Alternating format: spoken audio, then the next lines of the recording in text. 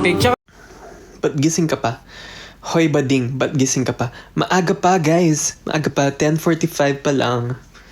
Nagtulog ako mga 5 a.m. Siyempre, ganyan talaga ang hangin sa Pampanga. Nakaka-nocturnal. Nakaka-nocturnal ang hangin sa Pampanga. Hindi ko kabisado yung esophagus. Pero mag-impromptu na lang tayo. Esophagus. Habang ako'y naglalakad dito, iniisip ko na kailangan ko ng maligo. Kaso, tinatamad ang katawan ko na maligo. Kakayanin ko ba na maligo ngayong gabing ito? Ngayong 10:46 p.m. na.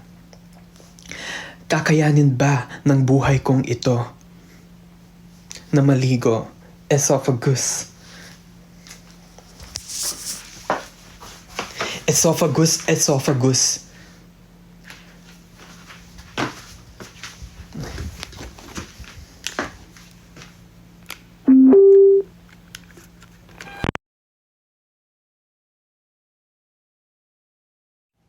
Excuse me. Esophagus. Nandito tayo ngayon sa Magalang, Pampanga, kung saan ako ay lumaki. Dito ako lumaki, dito ako pinakain. Kumakain ako 3 times a day. Ito ay malusog para sa aking esophagus. Dumadaloy dito ang pagkain na kinakain ko. Ngunit kung hindi ako kakain, papaluin ako ng lolo ko gamit ang sinturon niya. Dahil kung di ako kumain noong ako'y bata pa, bukod sa papaluin ako sa sinturon, ako ay magiging malnourished. Magiging malnourished ang aking esophagus, magiging malnourished ang aking buong katawan. Ang pamumuhay ko dito sa Magalang, Pampanga, hindi...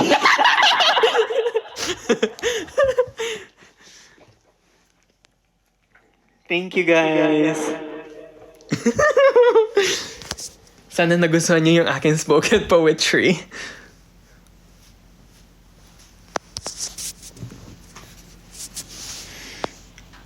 Ano yung pantog? Yung pantog ba, ano yun? Bladder. Tama ba? Pantog is bladder. Am I right or left?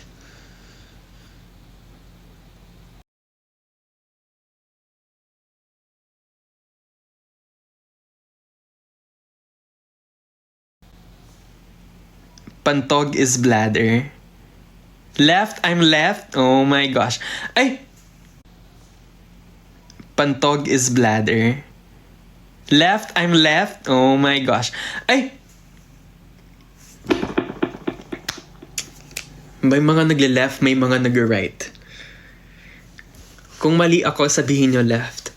Kung tama ako, sabihin nyo right. Am I right or left? Hala, I'm lag. Naglalag. Naglalag pala ako.